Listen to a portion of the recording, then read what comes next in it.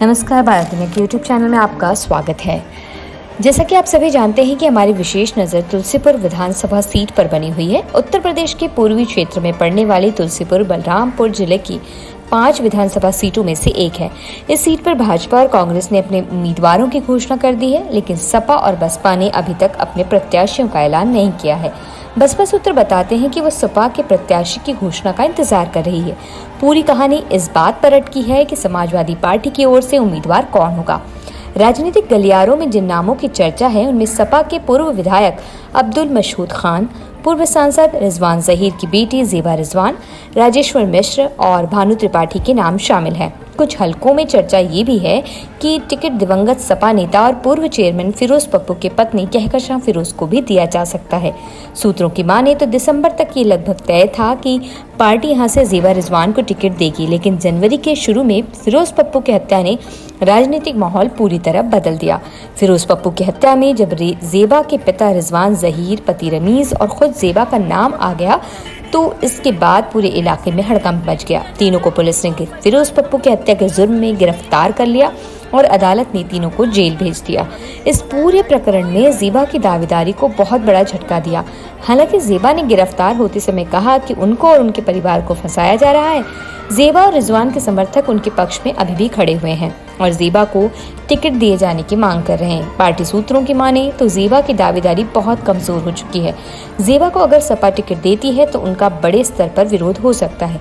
वहीं पूर्व विधायक मशहूद खान भी टिकट के लिए भागादौड़ी कर रहे हैं। मशहूद को भरोसा है कि उन्हें टिकट मिल सकता है। हालांकि सपा नेतृत्व को इस बात का डर है कि अगर मशहूद को टिकट मिला तो ज़ेबा की ओर से विरोध का सामना करना पड़ेगा। इससे निपटने के लिए सपा के नेतृत्व ने इस बात पर भी विचार किया है कि दिवंगत नेता फिरोज पप्पू की पत्नी कहकशां को टिकट दे दिया जाए। कहकशां फिलहाल तुलसीपुर के चेयरमैन हैं, इसलिए ऐसा माना जा सकता है कि उनमें राजनीतिक गुण हैं।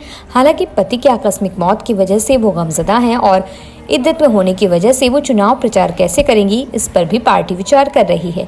मुस्लिम बाहुल्य सीट होने की वजह से पार्टी चाहती है कि यहाँ से मुस्लिम उम्मीदवार को ही टिकट दिया जाए, लेकिन बीच का रास्ता निकालने के उद्देश्य से पार्टी राजेश्वर मिश्र के नाम पर भी विचार कर रही है। तुलसीपुर में सपा नेताओं के बीच माहौल कुछ यूं चल रहा है कि सभी ये दावा कर रहे हैं कि उनके नेता को टिकट मिल गया है, जबकि अभी तक किसी को भी टिकट नहीं मिला है।